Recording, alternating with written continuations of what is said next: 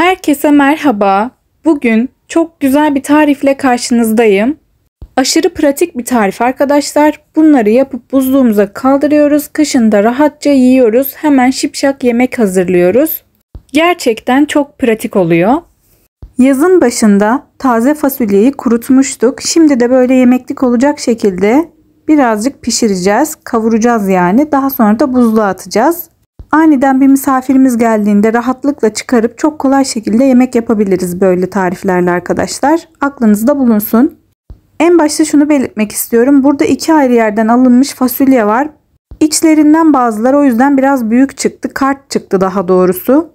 Onları da ayırdım ve akşam yemek yaptım arkadaşlar. Gördüğünüz gibi fasulyeyi ayıklamakla işe başlıyoruz arkadaşlar. Uç kısımlarını koparıyoruz. İster elinizle koparın, isterseniz de benim gibi bıçakla koparabilirsiniz. Bazı olmuşları görüyorsunuz. İçini açtım ve içindeki fasulye tanelerini çıkardım. Tek tek bu şekilde temizledim. Gördüğünüz gibi başlarını koparma işlemim bitti. İstediğim büyüklükte keseceğim arkadaşlar. İsterseniz ortadan ikiye bölüp kesebilirsiniz. İsterseniz benim yaptığım gibi de yapabilirsiniz. Bu da tamamen size kalmış. Bizim evde genelde böyle gittiği için bu şekilde yaptım ben. Kimileri de ortadan ikiye bölüp kesiyorlar. O da olur yani, hiç fark etmez. Görüyorsunuz yine bir bıçakla yaptım ben. İsterseniz elinizle de koparabilirsiniz.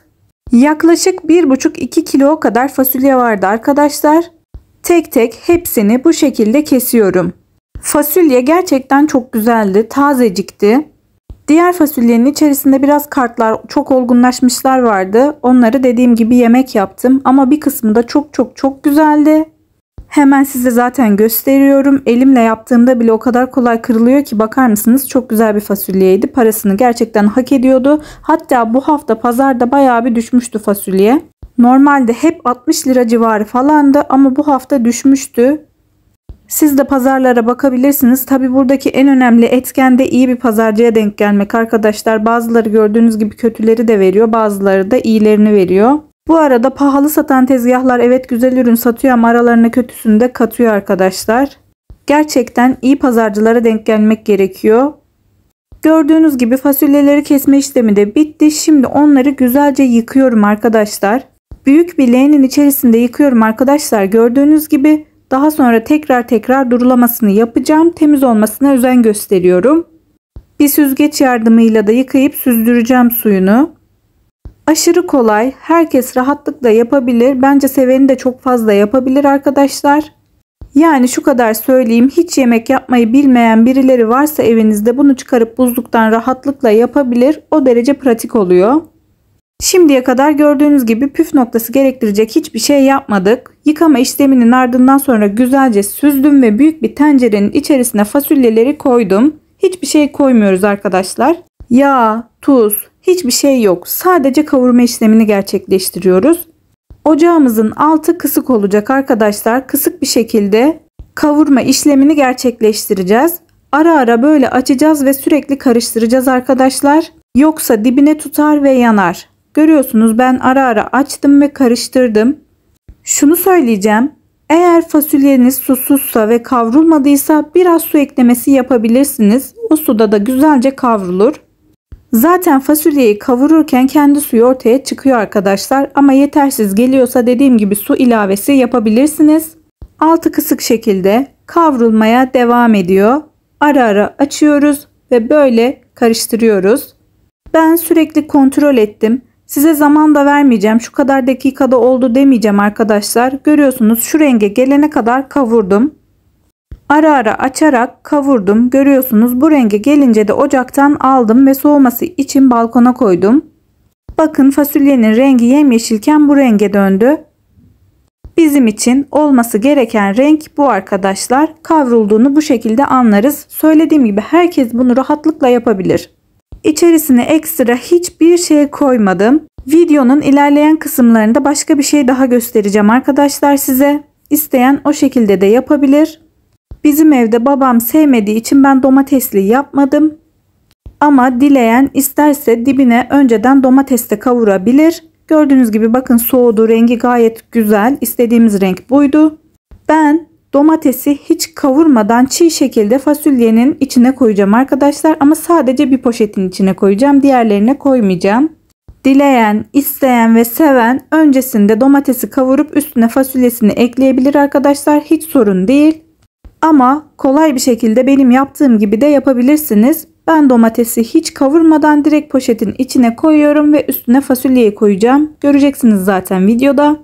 Domatesi güzelce yıkadım, kabuğunu soydum ve doğruyorum. İsterseniz kabuğunu soymayabilirsiniz ama ben soydum. Şimdi poşetin içine koyacağım ve üstüne de fasulyeleri ilave edeceğim.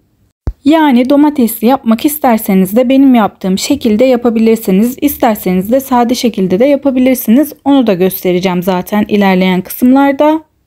Bana kalsa hepsini bu şekilde yapardım arkadaşlar ama söylediğim gibi babam çok fazla sevmediği için sadece göstermek adına bu şekilde yaptım. Diğerlerini sade yaptım. Görüyorsunuz, bakın fasulyenin rengi ne kadar güzel. Çok güzel şekilde kavruldu.